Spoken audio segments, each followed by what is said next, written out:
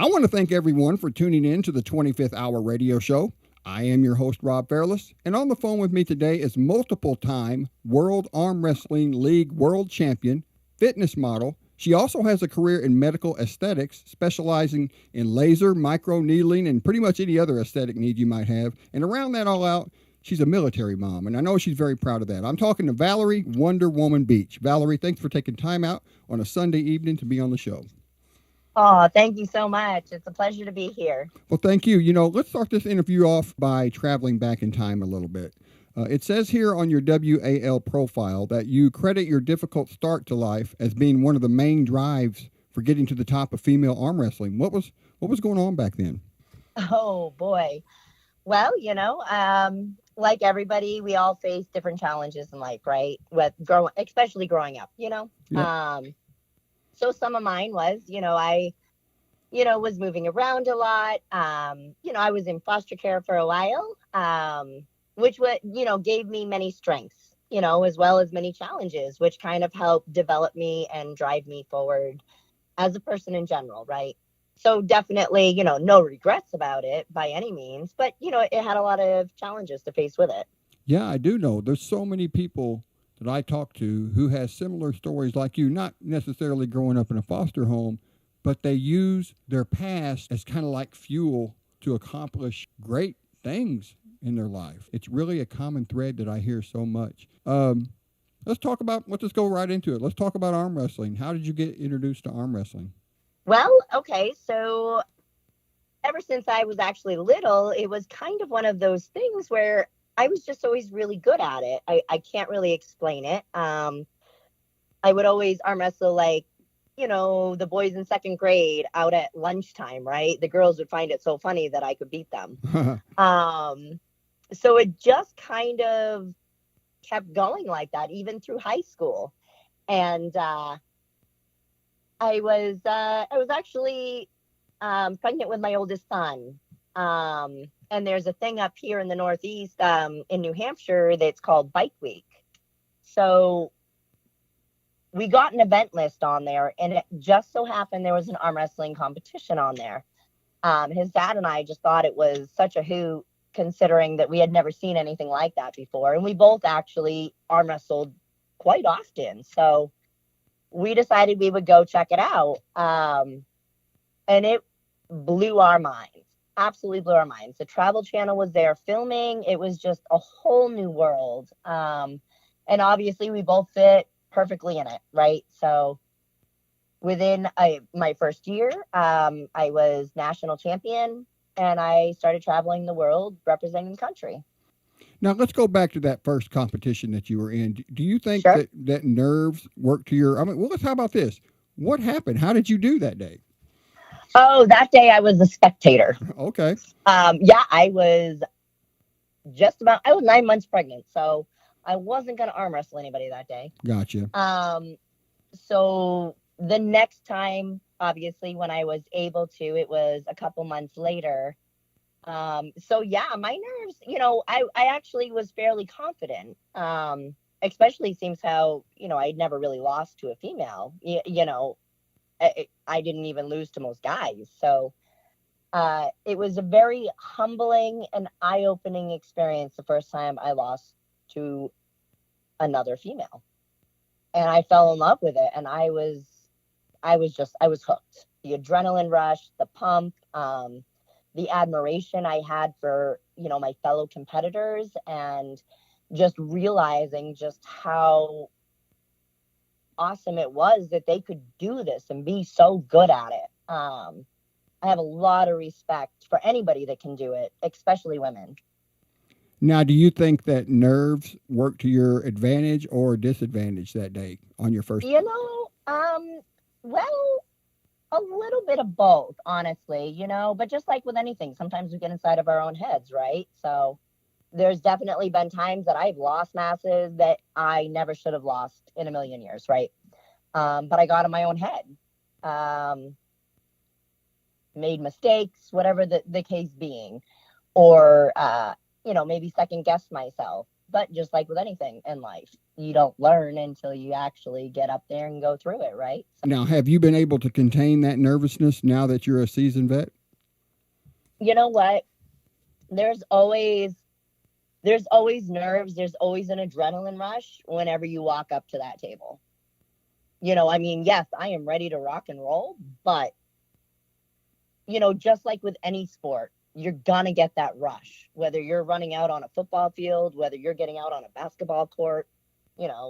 There's always that rush that you're getting before you're going, which is why us athletes, for the most part, are also adrenaline junkies.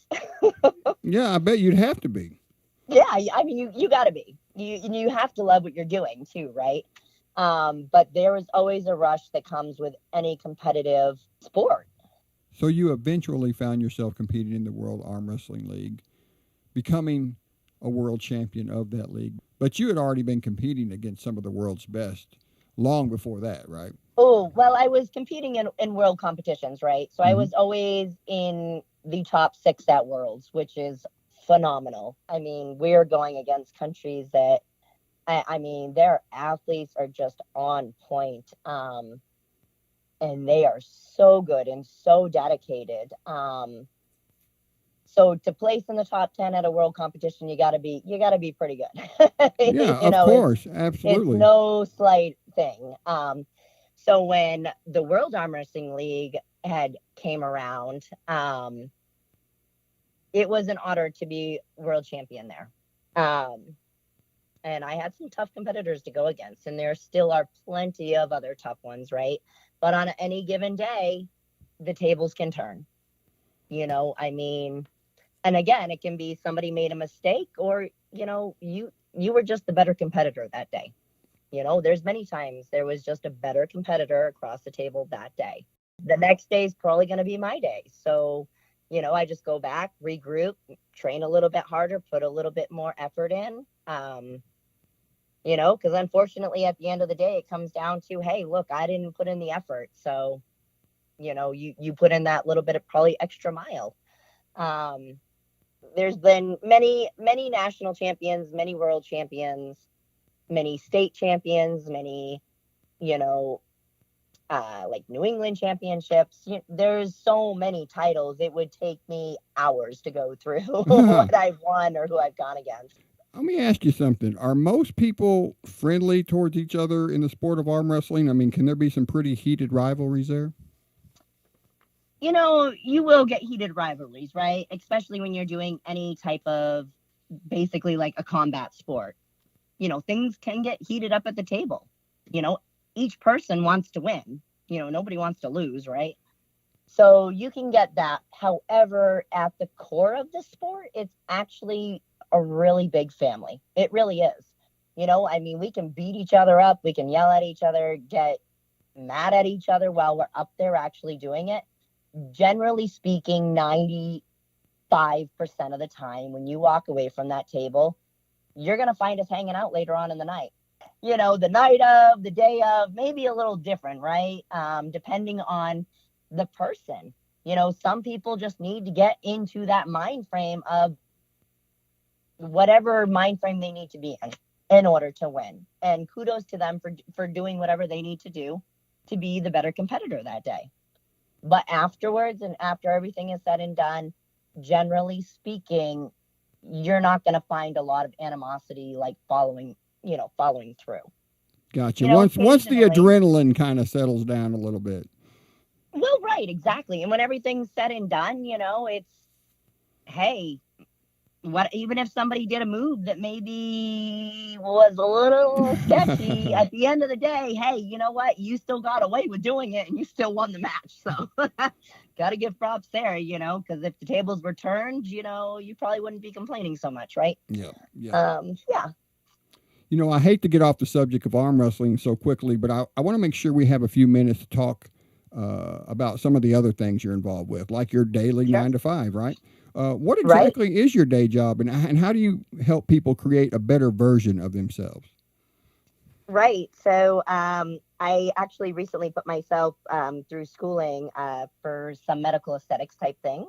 which I absolutely find fascinating. I love making somebody feel good about themselves is just makes you feel special, right?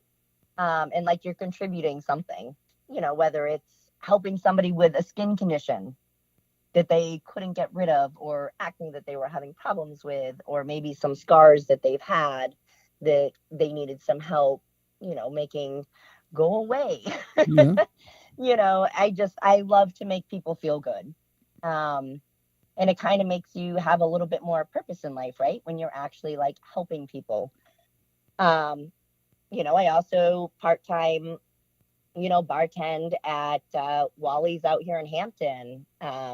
A lot of people know this bar. It's pretty awesome. So, it kind of helps keep things on an even keel, right? You got to have balance in life. Sure. We love being involved in charities.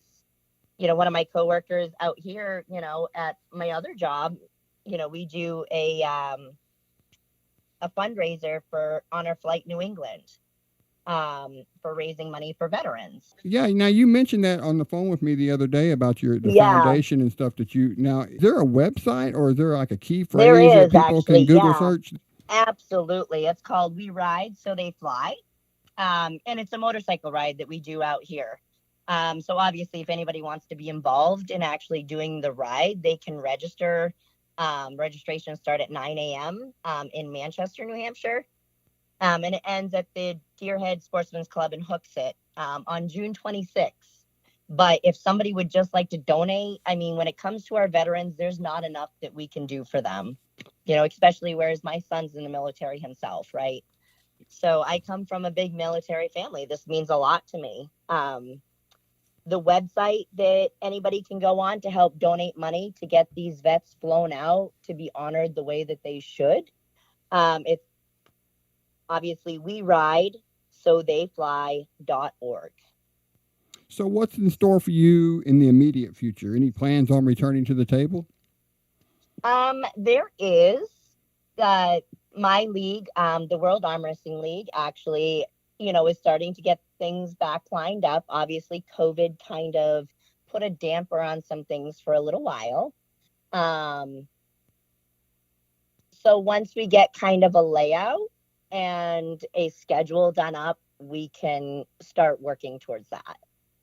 So until then, it's training and waiting for, our sports manager to let us know, like, hey, this is the program lined up. We do a lot of stuff with Bleacher Report. We've done a lot of stuff with ESPN.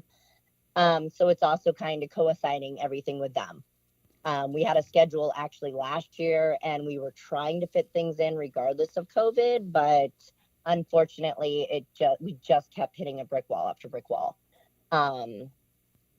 So I know me as well as my fellow competitors, we are ready to rock and roll. I bet, along with everyone else out there. Oh, yeah. Well, Valerie, we're about out of time here. Is there anything you'd like to say to the listening audience before we wrap things up? Any Wonder Woman words of wisdom? Follow your dreams, but more importantly, follow your goals, right? Anything in life that you have, a dream is just a dream unless you actually make goals to attain it, no matter how small or how big they are. And no matter what you're facing in life, you can overcome and be whatever it is you really want to be. You might have more struggles or face more challenges than the average person, but I tell you right now, coming from me, you can. And there's nothing that can stop you unless you stop you. By the grace of God, Amen. Yeah, I am so blessed and so grateful and so resilient. Just ladies and gentlemen, just be resilient. Well, Valerie, it's been an absolute pleasure speaking with you today. Keep up the great work, and thanks again for taking time out on a Sunday to be on the show. Thank you so much. You're welcome, Valerie. Nice talking to you. You as well. All right. Bye-bye. Bye.